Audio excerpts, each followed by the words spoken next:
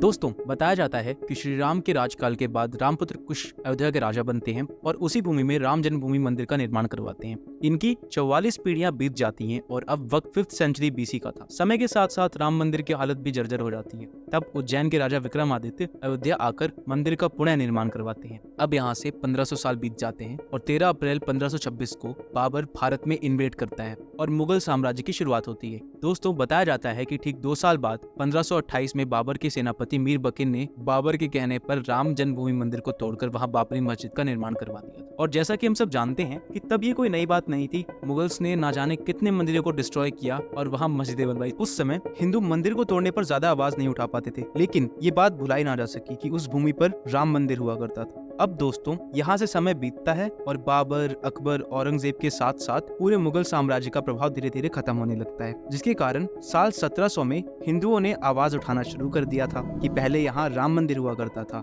150 साल पहले बाबर ने उसको तोड़ के मस्जिद बनवाई थी। लोगों का आक्रोश बढ़ता देख साल 1717 में जयपुर के राजा जयसिंह द्वितीय ने मुगल के साथ अच्छे रिलेशन होने के कारण अयोध्या की उस जमीन को खरीदने का बहुत बार प्रयास किया, लेकिन वह असफल रहे। विवाद को सुलझाने के लिए राजा जयसिंह द्वितीय ने मस्जिद के बाहर एक चबूतरा बनवा दिया और उसका नाम उन्होंने रखा श्री राम चबूतरा, जिससे हिंदू वहाँ पे पूजा कर सके। अब कहानी में अगला प्लॉट आता है ईयर 1800 में। ब्रिटिशर्स ने इंडिया को कॉलोनाइज कर लिया था। अयोध्या में हिंदू मुस्लिम के बीच जमीन को लेकर बहुत ज्यादा तनाव का माहौल था। उसी को देखते हुए ईयर 1838 में एक ब्रिटिश सर्वेयर सामने आता है। उन्होंने ये पता लगाने के लिए कि हिंदुओं की बात में कितनी सच्चाई है, इसके लिए उसने मस्जिद का सर्वे किया। और जब सर्वे की रिपोर्ट बाहर आती है तो ये पता चला कि मस्जिद के जो पिलर हैं उनमें हिंदू धर्म के स्ट्रक्चर्स बने हुए थे। जब ये खबर बाहर आती है तो जाहिर सी बात है हिंदुओं की आवाज और बुलंद हो जाती है। उस समय जितने भी हिंदू संगठन थे वे दोबारा एक्टिव हो जाते हैं और राम मंदिर के लिए आवाज उठाना शुरू कर देते हैं। दोस्तों, ऐसे ही चलता रहता है और 15 साल बीत जाते हैं। अब बात आती है साल 1853,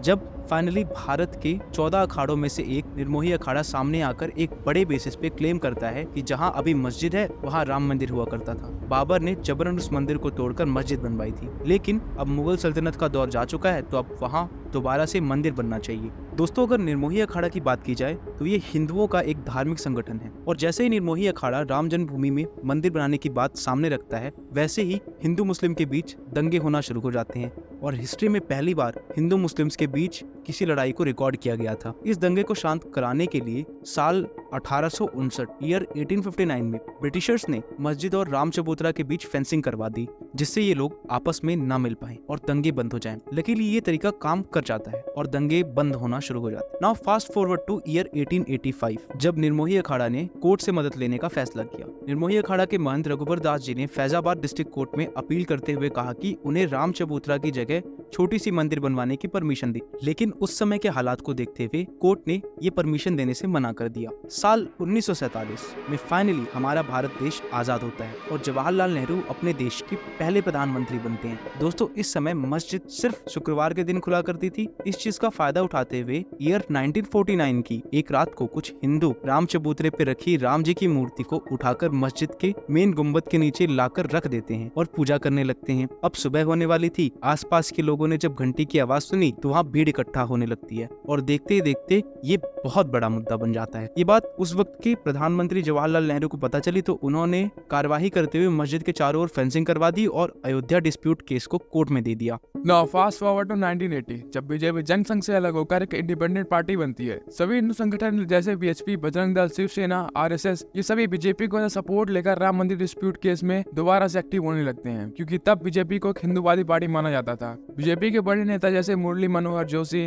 लाल कृष्ण आडवाणी, अटल बिहारी वाजपेयी, ये सब सभी एक्टिवली राम मंदिर विवाद में अपना समर्थन देना शुरू कर देते हैं। अब 1989 का साल आता है। कोर्ट में अयोध्या डिस्प्यूट केस चल ही रहा होता है। इसी के बीच कोर्ट क्या करती है कि सारी पेटिशंस को देखते हुए स्टेटस मेंटेन कर देती है। इसका मतलब यह है दोस्तों कि अब ना हिंदू मस्जिद में जा सकती है और ना ही मुस्लिम्स। इस समय बाकी हिंदू संगठन जोरों शोरों से राम मंदिर को लेकर देश भर में कैंपेन चला रहे होते हैं। इसी के बीच अक्टूबर 1989 में बीएचपी के भागलपुर कैंपेन में दंगे हो जाते हैं और करीबन 2 महीने तक चलने वाले इन दंगों में 1000 से ज्यादा लोगों की जाने जाती हैं और इन सब का कारण उस समय के बिहार सीएम को बताया जाता है। इसके बाद 25 सितंबर 1990 को बीजेपी एक रथ यात्रा शुरू करती है सोमनाथ से अयोध्या के लिए, जिसमें बीजेपी के सभी बड़े नेता शामिल थे और सोमनाथ से इसे रवाना करवाने में हमारे करंट पीएम श्री नरेंद्र मोदी मोदी का बहुत बड़ा हाथ होता है। रथ यात्रा धीरे धीरे आगे बढ़ती है और 23 अक्टूबर को लाल कृष्ण आडवाणी इस रथ यात्रा समेत समस्तीपुर पहुंचते हैं। समस्तीपुर पहुंचते ही वहां के सीएम लालू यादव उन्हें अरेस्ट करवा देते हैं। इस इंसिडेंट से सभी कार सेवक नाराज होकर 30 अक्टूबर को अयोध्या पहुंचते हैं।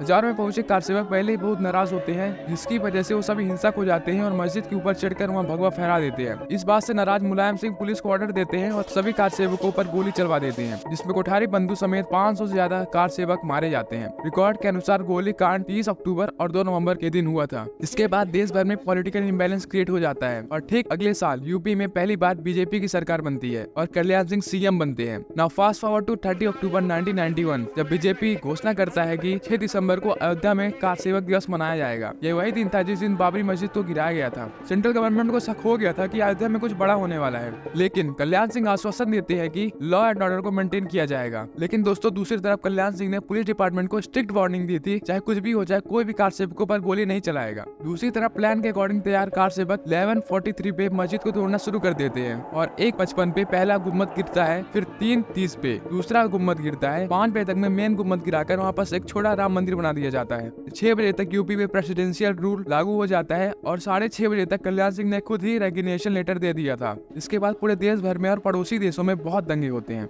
और दोस्तों, समय बीतता है और 15 अक्टूबर 202 को बीएचपी के लीडर एक स्पीच देते हैं, जिसमें वो हिंदुओं को आश्वासन देते हैं कि राम मंदिर वहीं बनाया जाएगा। ये सब के चलते मुस्लिम्स भड़क जाते हैं और गोधरा में कार सेवकों से भरी ट्रेन में आग लगा देते हैं। इस मास जेनोसाइड में लगभग 55 कार सेवकों की जान चली जाती है। ये सब के चलते इलाहाबाद हाईकोर्ट मस्जिद का सर्वे करने का ऑर्डर देती है और करीबन 6 महीने बाद इस सर्वे की रिपोर्ट आती है और उसमें पता चलता है कि बाबरी मस्जिद को बनाने में 10 से 12 ईस्वी पूर्व के हिंदू अवशेष और 12 से ज्यादा स्लैब्स को इस्तेमाल में लिया गया था। लेकिन इसके बाद भी यह मामला कोर्ट में चलता रहता है। इस बीच जुलाई 2005 में जन्मभूमि मंदिर कॉम्प्लेक्स के अंदर लश्कर-ए तैयबा के 5 टेररिस्ट अटैक कर देते हैं, लेकिन सीआरपीएफ के जवानों की टीम इन्हें मार देती है और इस इंसिडेंट में 5 टेररिस्ट समेत एक अन्य की जान चली जाती है। तो दोस्तों, अब साल आता है 2010 का। पहली बार इलाहाबाद हाईकोर्ट ऑफिशियली हिंदू पक्ष की भी बात मानता है और एक 3-वे डिसीजन देता है, जिसमें 2.77 एकर्स के डिस्प्यूटेड लैंड के 3 हिस्से होंगे, जिसमें सेंट्रल पार्ट जन्मभूमि न्यास को और सीता रसोई निर्मोही अखाड़ा को मिलता है और बाकी का हिस्सा सुन्नी वक्फ बोर्ड को दे दिया जाता है। लेकिन ये किसी भी पक्ष को मंजूर नहीं था। अगले साल 2011 में सुप्रीम कोर्ट में 14 याचिकाएं आती हैं और फिर सुप्रीम कोर्ट इलाहाबाद हाईकोर्ट के डिसीजन को बैन कर देता है, ये कहते हुए कि ये डिसीजन गलत है। इसके बाद 2017 में 7 साल बाद इस केस की पहली हियरिंग होती है और एक मीडिएशन पैनल बनाया जाता है, जिससे इस केस में तेजी आती है। और 16 अक्टूबर 2019 को एक ऐतिहासिक दिन था जब सुप्रीम कोर्ट इस केस में अपनी आखिरी सुनवाई करती है। और दोस्तों, 9 नवंबर 2019 का वो ऐतिहासिक दिन था जब 5 जजों की बेंच ने आर्कियोलॉजिकल सर्वे ऑफ इंडिया की रिपोर्ट का हवाला देते हुए 2.77 एकर्स डिस्प्यूटेड लैंड रामलला विराजमान को देने का ऑर्डर दिया और साथ ही साथ 5 एकड़ लैंड सुन्नी वक्फ बोर्ड को मस्जिद बनाने के लिए दिया जाता है। और 5 फरवरी 2020 को रामलला ट्रस्ट को इस जमीन का कस्टोडियन बनाया जाता है और इसी समय एक व्यक्ति के द्वारा 30 साल पहले लिया गया प्रण संभव होता है। दोस्तों, मैं बात कर रहा हूँ श्री नरेंद्र मोदी की। फिर 5 अगस्त 2020 को वो खुद अपने हाथों से राम जन्मभूमि का भूमि पूजन करते हैं और 22 जनवरी को हाल ही में इस मंदिर का भव्य प्राण प्रतिष्ठा समारोह संभव हुआ, जिसमें देश विदेश से अनेक लोग आए थे और कुछ ही समय में ये मंदिर पूरी तरीके से बनके तैयार हो जाएगा, जिसके बाद हम आप स्वयं जाकर रामलला के दर्शन कर सकते हैं। सो दोस्तों, this was the whole history of Ram Mandir. I hope आपको ये वीडियो पसंद आया होगा। ऐसे ही और अमेजिंग वीडियोस देखने के लिए subscribe to our channel and please press the bell icon,